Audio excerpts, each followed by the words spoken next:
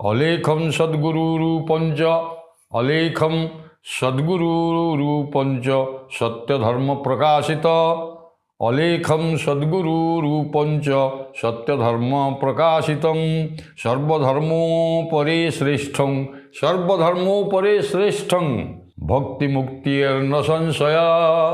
ये अलेख जे कि सद्गुरु मु ब्रह्म विषय का आलोचना जो करुच्ची